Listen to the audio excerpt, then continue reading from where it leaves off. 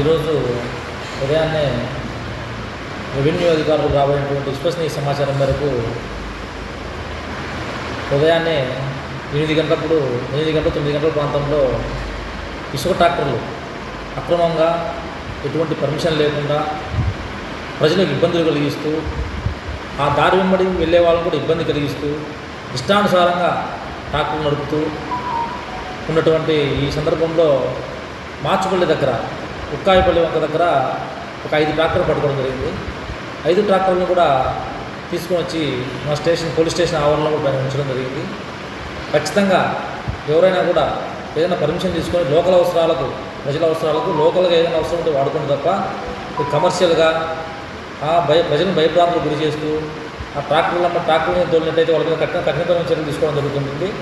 ఖచ్చితంగా ప్రజలకు ఏదైనా అవసరాలు ఉంటే వాడుకోండి, ఇబ్బంది లేదు. ప్రజలకు లోకల్గా అవసరాలు ఉంటే నదీ పరివాహ ప్రాంతాల ప్రజలు వారికైనా అవసరాలు ఉంటే పర్మిషన్ తీసుకొని తోలుకోవచ్చు, దానికి ఎటువంటి ఇబ్బంది లేదు.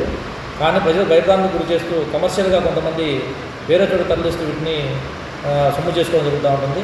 అందులో కూడా ప్రజలు ఎక్కువగా ఇబ్బంది పడుతున్నారు. ఆ నదీ పరివాహ ప్రాంతంలో ప్రజలు, ఆ రైతులు కూడా వాళ్ళ పక్క నుంచి పోవడం వల్ల పొలాలన్నీ దుమ్ముతో కొట్టుకుపోయి తర్వాత ప్రజలు కూడా ఆ దారి మీద వెళ్ళాలంటే ఇష్టం వచ్చి తోలడం వల్ల ఇబ్బందులు గురవుతున్నారు. సో దీని మీద మేము కఠిన చర్యలు తీసుకుంటాము.